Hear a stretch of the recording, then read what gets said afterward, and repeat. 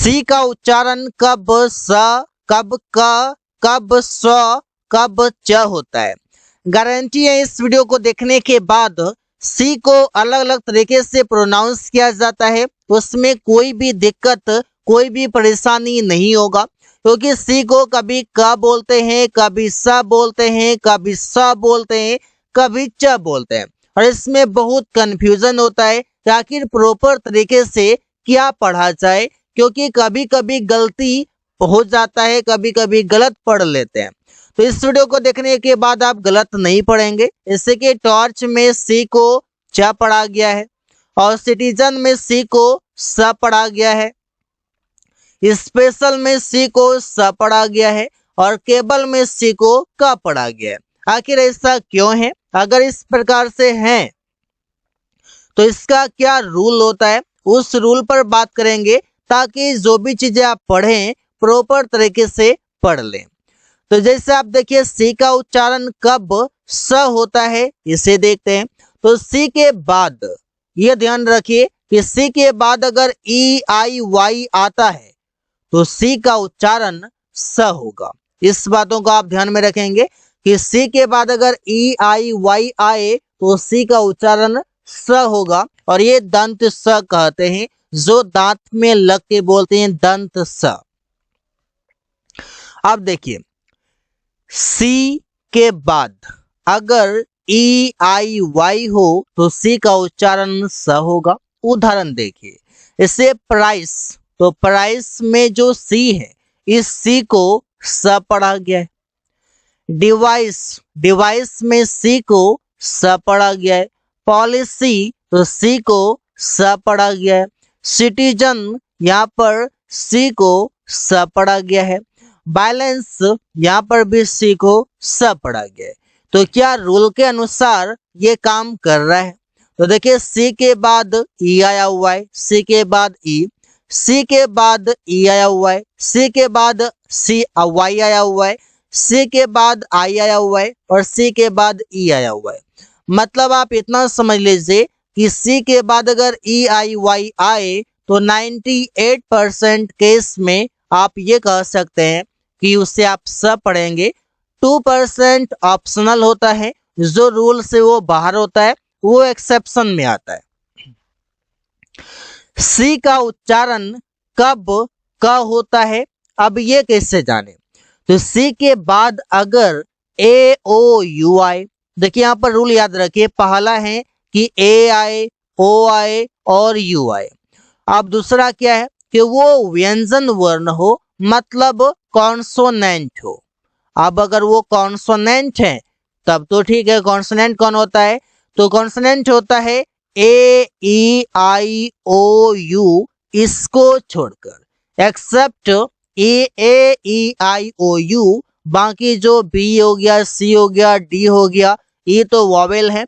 यहाँ पर एफ हो गया, जेड तक, इन पांचों को छोड़कर वो सब कॉन्सोनेंट होते हैं। तो दूसरा ये हो गया। तीसरा ये है कि तीसरा कुछ नहीं हो, नथिंग। पहला क्या है? ए ओ यू आए, दूसरा कॉन्सोनेंट आए वॉवेल में, ये इनको छोड़कर, और तीसरा है कि कुछ नहीं आए। तब सी को क्या पढ़ेंगे? तब सी को पढ़ेंगे क। इतना सा याद रखिएगा, कभी गलती नहीं होता है।